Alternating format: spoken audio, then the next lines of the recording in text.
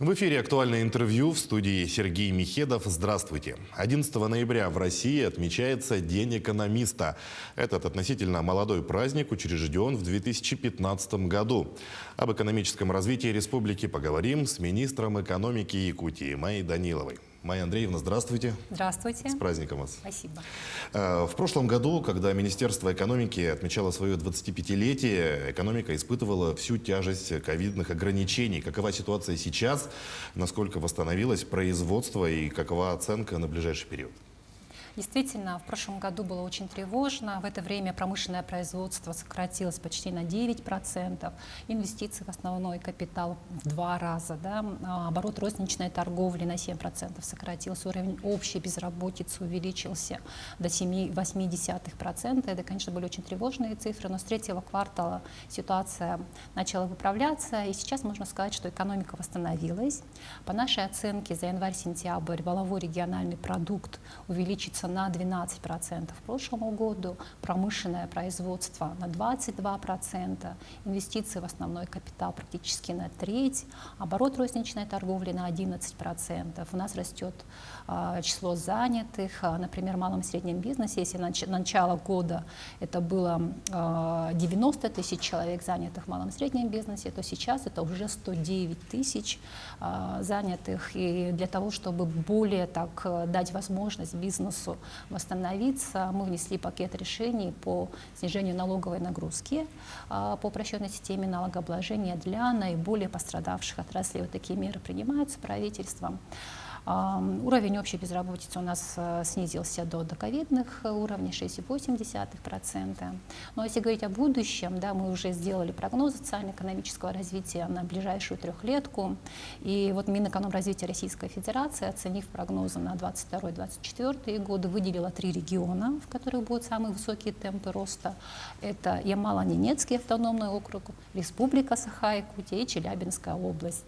У нас действительно будут темпы выше в среднем, чем по Российской Федерации, да, и мы вот буквально, да, ощущаем вот эти вводы новых производственных мощностей. И сегодня на Нежданинском золоторудном месторождении будет осуществлен запуск новой обогатительной фабрики. Напомню, что Нежданинское месторождение — это 4-е по величине месторождение в России, ну и 1-е в Республике Саха-Якутия.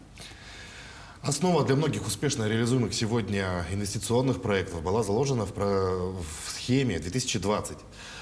Опираются ли на нее современные программы развития?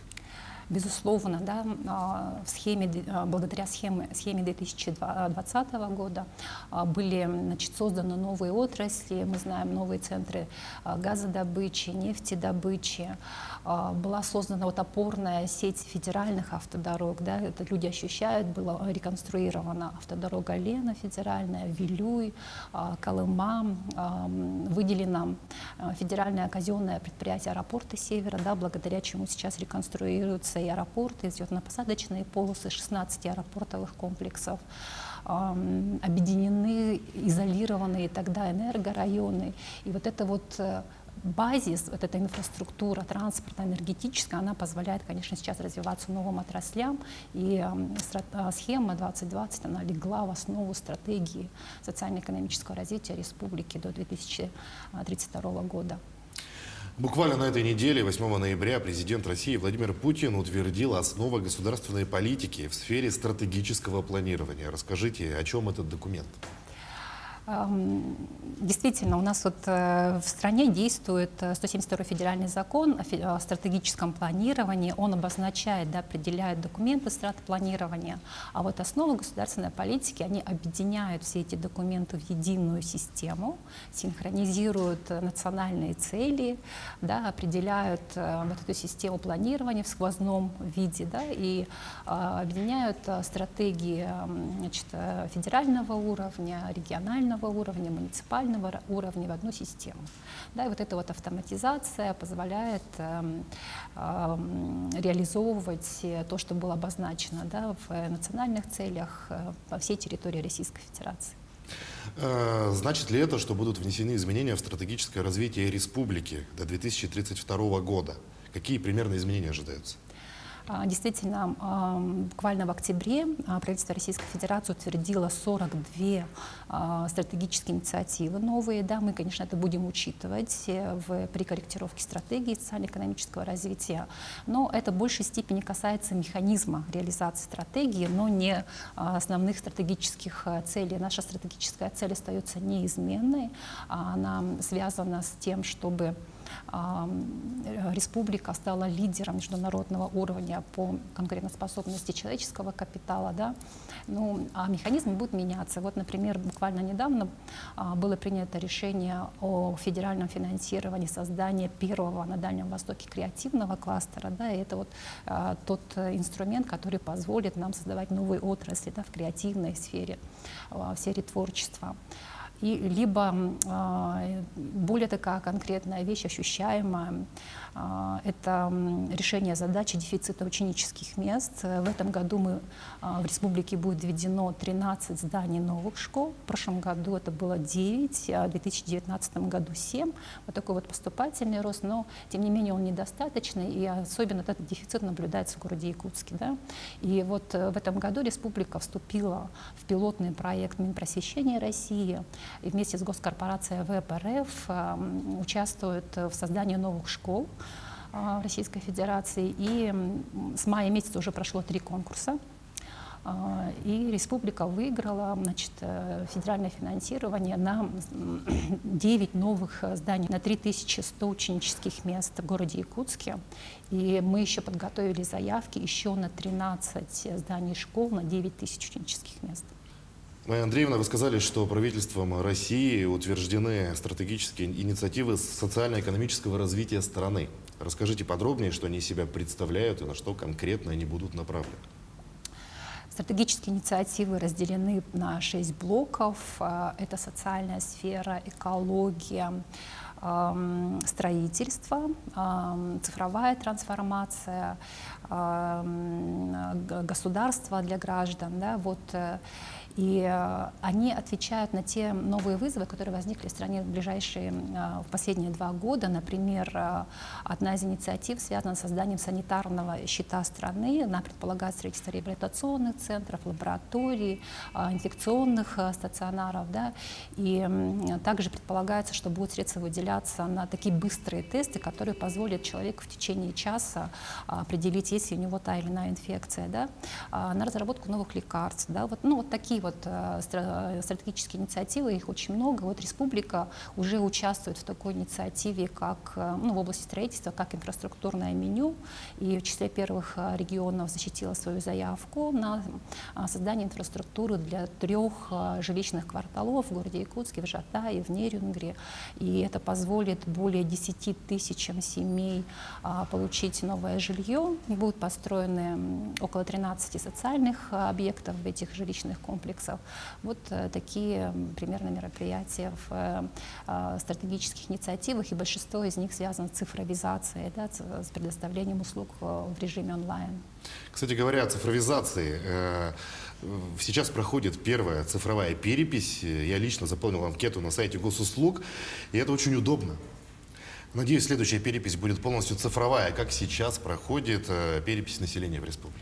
Да, она уже завершается 14 ноября. У нас 92% населения уже прошло эту перепись, да, и более 20% в электронном виде, вот как и вы. Если говорить о том, что вот по итогам прошлой переписи наша численность населения составляла 958,5 тысяч человек, по текущей оценке это 988,5 тысяч человек, прирост на 30 тысяч человек. И вот раз в 10 лет по мировым стандартам нужно уточнять, да, вот эту численность для того, чтобы принимать более такие конкретные точечные решения. Ну вот хочется узнать подробнее, для чего нужна перепись все-таки, да? Расскажите об этом подробнее. Может быть, многие из наших зрителей еще не прошли или сомневаются, проходить ли ее вообще. Перепись, она нужна для того, в первую очередь, чтобы понимать, сколько человек проживает в том или ином населенном пункте, и, соответственно, принимать решение, какой мощности школа необходима, какие дороги построить, да, какой детский садик. Может быть, вот как в городе Якутске окажется, что дефицит ученических мест там не 20 тысяч, а уже 30 тысяч. Да, тогда мы будем принимать решение о том, что нам нужны необходимые новые школы. Понятно, действительно, грамотное планирование – это половина успеха. И самый важный ресурс – это люди со стратегическим мышлением. Кого из руководителей министерства вы бы особенно хотели вспомнить и поздравить в День экономиста? Да, в День экономиста, конечно, хочется вспомнить каждого, поздравить каждого. Да. Для нас ценен и важен каждый, но с особой, наверное, грустью, да, и с особой благодарностью мы вспоминаем людей, которые уже ушли от нас. Это министр экономического развития, министр имущественных земельных отношений, руководитель администрации, главы и правительства, генеральный директор республиканской инвестиционной компании Виктор Петрович Ефимов. Да. Его вклад тоже очень такой существенный, в том числе и в разработке схемы 2020. Федотов Александр Иванович, он у нас работал заместителем министра экономики и потом возглавлял республиканскую инвестиционную компанию. Варвара Андреевна Петрова, она также работала в Министерстве экономики заместителем министра, но она легендарная женщина, она возглавляла Нюрбинский улус, Абыйский улус, работала председателем исполкома Момского и Горного улусов, и она вот сформировала вот ту систему взаимоотношений с недропользователями, благодаря которой улус Алмазной провинции сейчас имеют возможность развивать свои регионы, свои улусы. Майя Андреевна, еще раз поздравляем вас с праздником, с Днем экономиста. Желаем вам дальнейших успехов в работе и благодарим за полезную информацию. А я, в свою очередь, также благодарю и поздравляю всех экономистов республики. Желаю вам счастья, здоровья, успехов в жизни. Спасибо. Об экономической обстановке в регионе нам рассказала министр экономики Якутии Майя Данилова. Вы смотрели актуальное интервью. Оставайтесь с нами.